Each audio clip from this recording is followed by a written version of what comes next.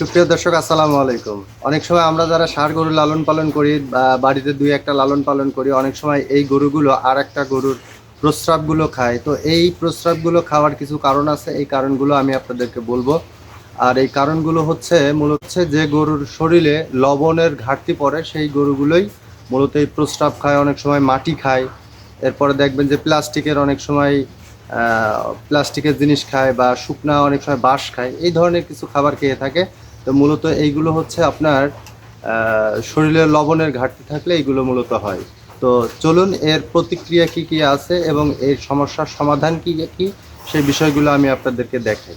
আসুন, মূলত আমি আপনাদেরকে একটু দেখাই যে আমরা কি কারণে এই পদক্ষেপটা নিয়েছি। দেখুন, আমাদের যে একটা কার্পেট আমরা বাজার থেকে এসিআই কোম্পানির সব থেকে ভালো মানের কার্পেট কিনেছিলাম 700 টাকা পিস। আর এই কার্পেটগুলো দেখুন ওনারা কামড়ায় কামড়ায় কী অবস্থা করে দিয়েছে। আসলে মূলত এই শুধু এই কার্পেট খায় না, শুধুমাত্র শুকনা বাঁশ খায়, তারপরে আপনার দেখা যাচ্ছে যে কিছু পোড়ামাটি খায়, ইট খায়, তারপরে প্লাস্টিকের কিছু স্যান্ডেল থাকে পন্স, এইগুলো খায়। তারপরে আপনার যে হাঁড়ি ভাঙা, যে মাটির হাঁড়ি পাতিল ভাঙা, যেগুলো কলসি ভাঙা থাকে, মূলত এইগুলোও খায়। মূলত এইগুলো খাওয়ার একটাই কারণ হচ্ছে শরীরে যখন প্রচুর পরিমাণ লবণের ঘাটতি থাকে তখন গরুগুলো এই নোংরা আবর্জনাগুলো খায়। আসলে একটা ফ্যাটেনিং খামারে এই নোংরা আবর্জনা খাওয়াটা মোটেও ভালো না। তো এর জন্য আমরা কি ব্যবস্থা নিয়েছি সেটাও আমি আপনাদেরকে দেখাবো। তো আমি আপনাদেরকে একটু জানিয়ে রাখি, অনেকেই আমার কাছে বলতে পারেন যে ভাই, আমরা যেহেতু গরুর শরীরে লবণের ঘাটতি, তাহলে আমরা বাজার থেকে একটু লবণ বেশি করে গরুকে খাওয়ালে কেমন হয়? তাও হবে না। অনেকেই বলতে পারেন তাহলে বিট লবণ খাওয়াইলেই মনে হয় সমস্যার সমাধান হবে। আমি আপনাদেরকে বলবো, বিট লবণ বা লবণ এইগুলো খাওয়াইলে এই সমস্যার সমাধান হবে না। এই সমস্যার সমাধান একটাই হচ্ছে এর লবণের ঘাটতি। এটা হচ্ছে, দেখবেন আমি এই যে আপনারা যেটা দেখতে পাচ্ছেন এটা হচ্ছে পিঙ্ক সল্ট।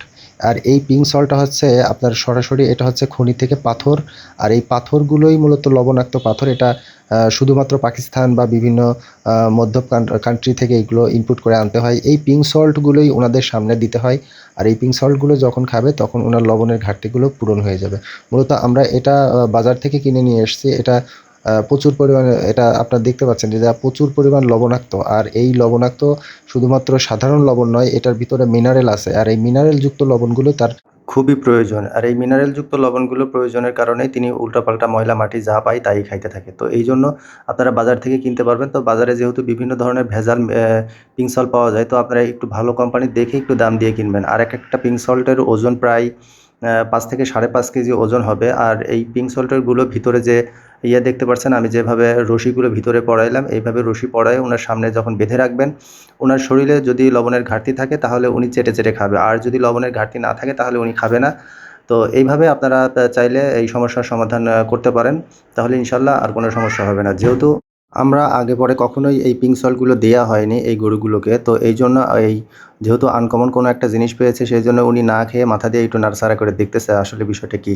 তো পরবর্তীতে দেখা যাচ্ছে এটা দেখতে দেখতে যখন ওনার ভালো করে দেখবে তখন উনি খাওয়া শুরু করে দিবে। যাই হোক, আমাদের আরেকটা গরু খাওয়া শুরু করে দিয়েছে। তো এইভাবেই আস্তে আস্তে আস্তে আস্তে উনি লবণের যার ঘাটতি হবে সেই খাবে, আর যার লবণের ঘাটতি হবে না সে খাবে না। তো যাই হোক, আমি হয়তো আপনাদের বুঝাইতে পেরেছি।